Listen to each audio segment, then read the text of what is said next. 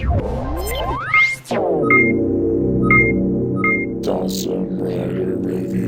YouTube, Dawson Ryder here with my review of S.H.Figuarts Obi-Wan Kenobi from the Phantom Menace. So let's just go ahead and jump right in.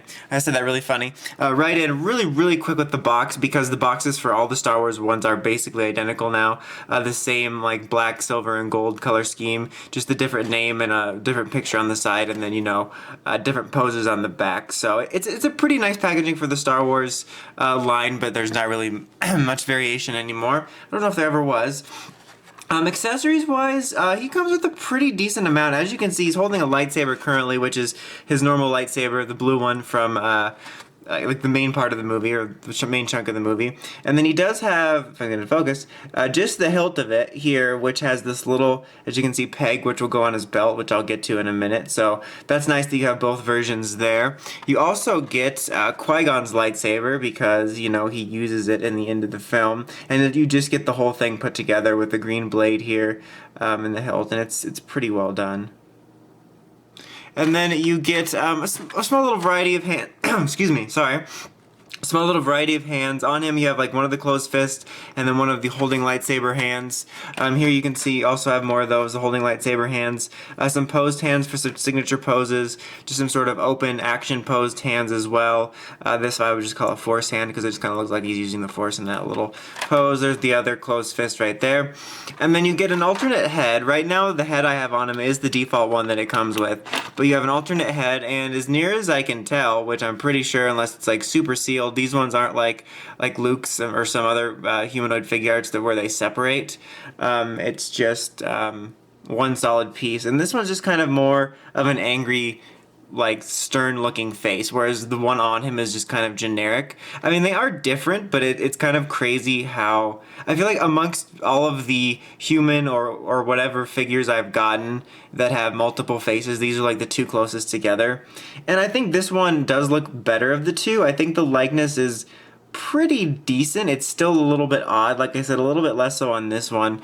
And the hair is like two-toned, which I looked up some pictures again, and in certain lights and everything, it does look two-toned in the movie, but like the way it's done in the figure looks just kind of funny. Like it looks like he spray painted the top of his head.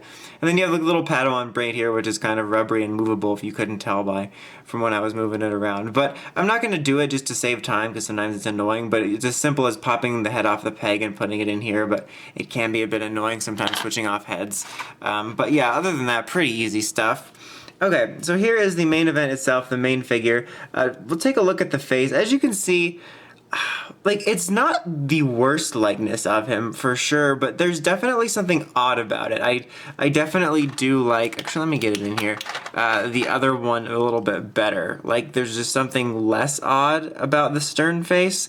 Like, there's just something very weird and almost creepy about the default face. And like my point about the hair sort of still stands there. Everything else on him is pretty decent. I think that the material and the look of his clothes is pretty good. Like, it's kind of this soft rubber, and it definitely reflects the look of it in the movie well. Like being able to move it and squish it around a little bit. I'm sorry, it keeps getting blurry there. Squish it around feels organic, and I think that the way it looks nice to it, or like, that's not a really way of saying it, but the way it looks just like looks nice. It looks like it does in the movie. The belt is pretty decent there as well. The arms here are solid plastic for the cloth, and I think the cloth, it's hard to tell because like the light is making it so bright, but there is really nice little tiny cloth details in here, which is really appreciated. But my only, I guess, this is like more of a nitpick, I feel, is that like, because it's solid, like if you have his arm up here, this cloth would be draping down. I mean, that can be as simple as fixing it like this, but if you have it like that, you know, and his like the bend of his elbow is facing out, this cloth would, you know, drape down and it wouldn't stick out like that. But that's sort of a minor thing, because like I said, that can very easily be fixed, like by moving this and then moving the fist and semi-achieving the same pose. The material on his like legs is more solid, but they do a pretty good job of reflecting the cloth look. Articulation wise, it's pretty much your standard Figuarts fare, 360 ball joint here, swiveling, double elbow joint, swiveling at the fist. You got waist and chest articulation, but like the chest articulation is a little bit more hindered because of his cloth piece. Nice ball joint here on his leg. This gives you freedom of motion. There's really not too much hindrance at all. Double knee joint there. You get the little hinge joint on his foot and the toe action joint, and obviously his head and neck are articulated, so if you've had a figure art before, it's pretty much par for the course stuff. I will say that if you've watched any of my other Star Wars Figuarts reviews, he sort of still continues that tradition of most of my Star Wars figures, where he's certainly not a bad figure by any means, but he doesn't give me that quality feel. Like there's a certain...